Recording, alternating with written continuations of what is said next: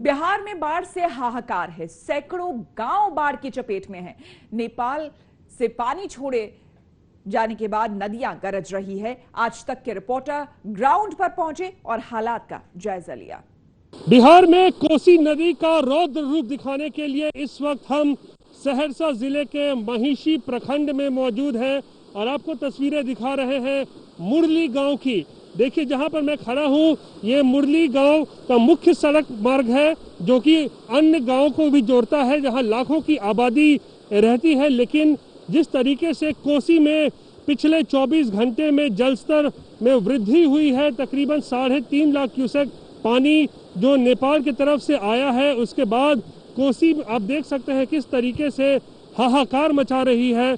और ये जो गांव की मुख्य सड़क थी जो अन्य पंचायतों को जोड़ती है, लाखों की आबादी को जोड़ती है, वो सड़क देख सकते हैं वो टूट चुका है और उस सड़क पर अब कोसी का पानी जो है आपको साफ तौर पर यहाँ दिख सकता है।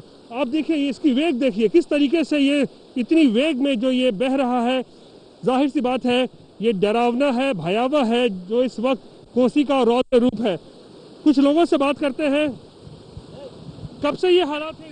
ये हालात एक हफ्ता से है। तबाही और बर्बादी के सिवा कुछ नहीं। ये मुख्य सड़क टूट चुका है और ये अभियंता की गलतियां थी जहां पुल नहीं पड़ा और लाखों आबादी है, कई पंचायतें हैं जो महिषी प्रखंड के मुख्य सड़क जो है वो जाती है इस गांव की तरफ। सारे गांव में तबाही है, बड़ी नाव नहीं है, डेंगी नाव से सारे लोग यहां से आर पार करके मुख्यालय को जाते हैं। इस सड़क पे पानी कब से आ गया? ये इस सड़क पर पानी करीब एक हफ्ता से है और कल 3,40,000 क्यूसेक पानी छोड़ा गया है। उसके बाद यहाँ तबाही मच रही है, सारे लोग परेशान है, प्रशासन और शासन कुछ नहीं है। यहाँ पर खड़ा रहना भी जो है वो मुश्किल हो रहा है क्योंकि जिस तरीके की आप करंट देख सकते हैं कोसी नदी में, और ये हालात ऐसे हैं कि और भयावह होते जा रहे हैं और लाखों की आबादी जो है वो बाढ़ से इस वक्त प्रभावित है। कोसी नदी के उफान ने लाखों जिंदगियों को प्रभावित किया है। जो लोग कच्चे मकानों में रह रहे हैं, जिन तक सरकारी मदद नहीं पहुंच पाई है, वो इससे काफी परेशान हैं। सहरसा जिले के एक गांव का जायजा लिया आज तक संवाददाता रोहित सिंह ने। कोसी ने जिस तरीके से जल तांडव मचाया है उससे लाखों जिंदगियां जो है वो बर्बाद हो चुकी है, प्रभावित है। इस वक्त हम मुरली गांव में मौजूद हैं जो कि सहरसा के महिषी प्रखंड में है और आप देख सकते हैं यहाँ हम रामविलास सदा के घर पे मौजूद हैं। ये यहीं के एक रहने वाले हैं। इनके घर में आप देख सकते हैं किस तरीके से जो है वो कोसी का पानी वो भर चुका है। कमर भर पानी है, कहीं घुटने भर तक पानी है और इसी तरीके से जो है आप समझ सकते हैं इसके घर में इतना पानी भर आता है तो फिर जिंदगी किस तरीके से जो है वो तैरने लगती है। आप यहाँ पे देख लीजिए, घर है रामविलास सदा का और घर के चारों तरफ जो कि आप किस तरीके से जो है वो पानी यहाँ पर भरा हुआ है और इसी में लोगों को अपनी जो जिंदगी है जीनी पड़ रही है। तो देख सकते हैं चारों तरफ जो है पानी ही पानी है। इनके घर पर हर कुछ जो है वो लग रहा है तैर रहा है इस वक्त। रामविलास सदा से यहाँ पर बात करते हैं क्योंकि घर में देख सकते हैं पानी कितना भरा हुआ है। रामविलास जी, ये बताइए कब से ये हालात है आपके गांव में? ये कब से, लगभग 3 साल से हालात है। अभी जो है 10 रोज से है। हर साल मतलब 3 साल से हमेशा ऐसा ही होता है? नहीं। इस बार कब से आपके गांव में या आपके घर में पानी भरा? ये करीब 10 रोज से पानी भरा हुआ है। 10 रोज से? हाँ जी सर। तो मतलब कितना मुश्किल हो रहा है? पूरा चारों तरफ देख रहे हैं आपके गांव में, घर में 5 सांप कुछ घुस जाता है घर के अंदर में, कीड़ा फतिंगा आ जाता है सर। कोई बीपीएल मट्टी नहीं देते। हम लोग कहाँ से गरीब आदमी इतना भर सकेंगे? किसी तरह तो जीवन बिताते हैं और किसी तरह रोड पर रह कर अपना बाल बच्चा को व्यवस्था करते हैं, रोटी पानी खाते हैं। तो कोई आपको मदद करने के लिए आता है? कोई सरकारी आदमी? कोई देखने वाला नहीं मुखिया है, नहीं कोई है, नहीं सदस्य है, कुछ नहीं कर सकते।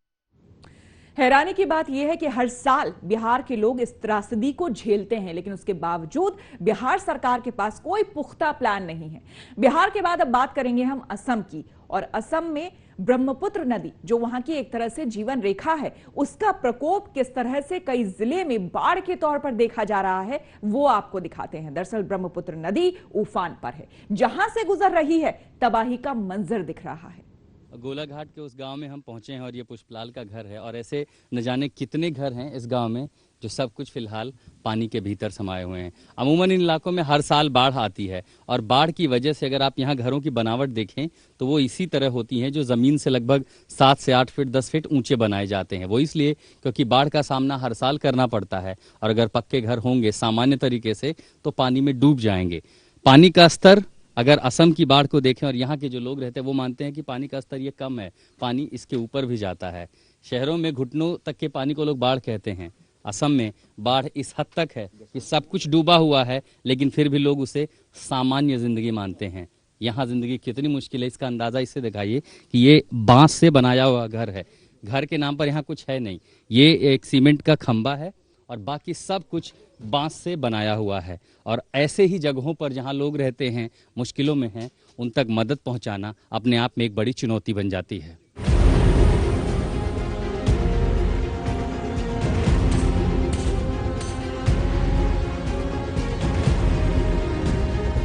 लो लाइन इलाकों में असम में कई ऐसे लोग भी हैं जिनके पास अपनी नाव भी नहीं है और तब उनके पास सहारा होता है इस तरह से बांस से बनाए हुए नाव से अपने गंतव्य तक पहुंचने का या गांव में एक इलाके से दूसरे इलाके में जाने का।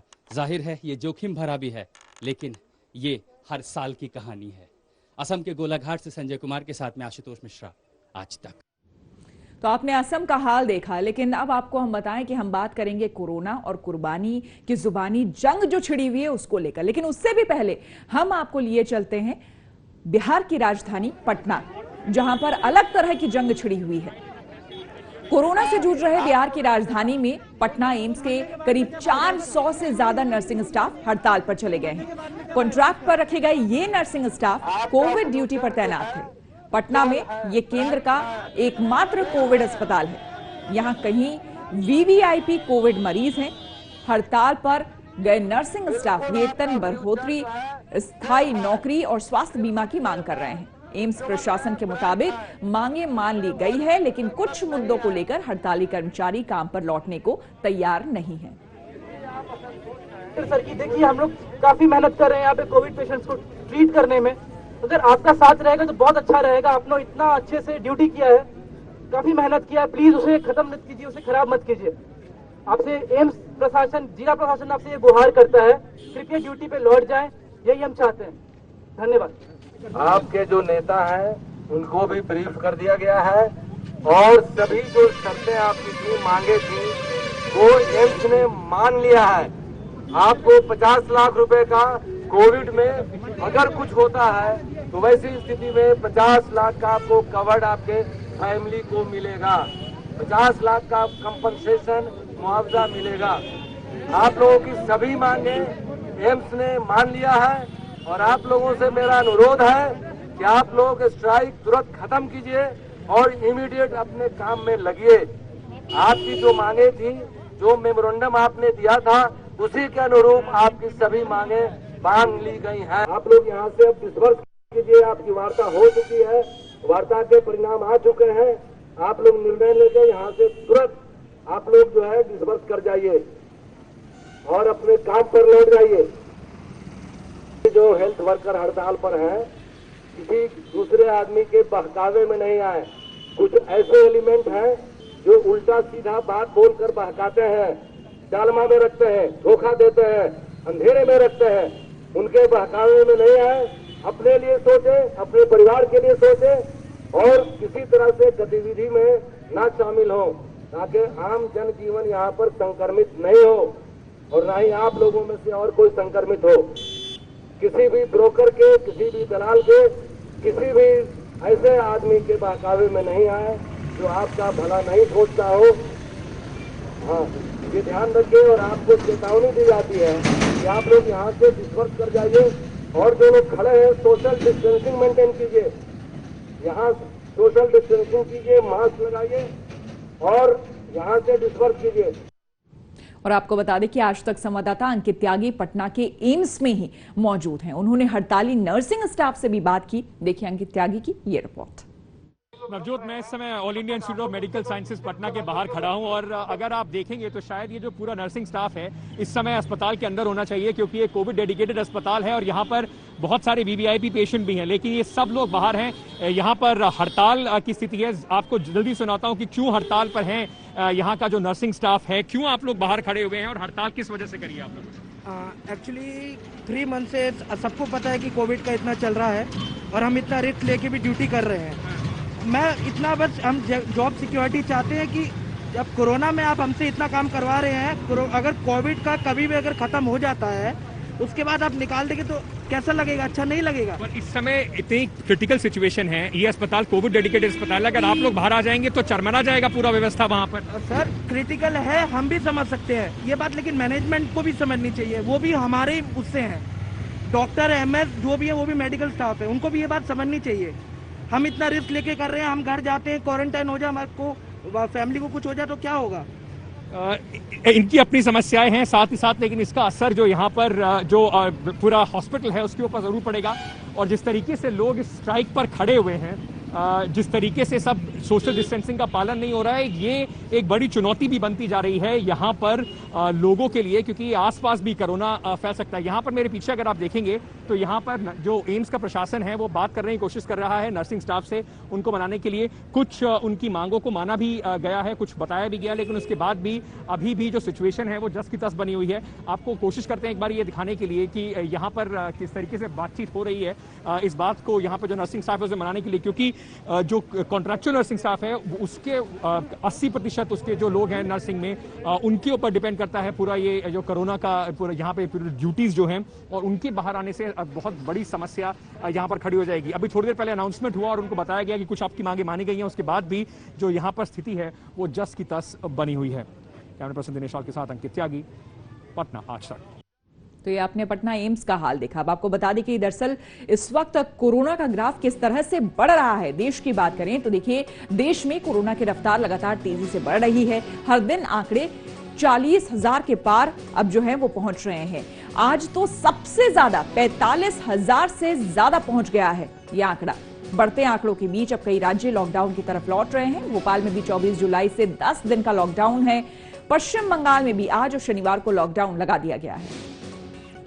पश्चिम बंगाल में इस महीने 3 दिन का लॉकडाउन किया है, लेकिन ये अलग होगा क्योंकि गुरुवार, शनिवार और अगले बुधवार इस लॉकडाउन को पूरी तरह से इम्प्लीमेंट किया जाएगा, जिसका मतलब है कंप्लीट लॉकडाउन। सड़कों पर सिर्फ कुछ गाड़ियां नजर आएंगी। इस समय कोलकाता में, दक्षिण कोलकाता के बालीगंज इलाके में पूरी तरह से गाड़ियों की संख्या आपको दिखेगी कि नहीं है। ऐसे में जहां एक और कोलकाता पुलिस के कर्मचारियों को ये स्टैंडिंग इंस्ट्रक्शंस दिए गए हैं कि जितना हो सके हर गाड़ी को चेक करें और ये जानकारी लें कि आखिरकार वो गाड़ी अगर एसेंशियल सर्विसेज के साथ नहीं है तो सड़कों पर क्यों है। तो वहीं साथ ही साथ गाड़ियों को रोककर आने जाने वालों को चेक किया जा रहा है। और इन सब के बीच में लॉकडाउन को अगले जितने दिनों तक इस महीने रखा जाएगा, उसके बाद अगले महीने की प्रक्रिया फिर एक बार की जाएगी।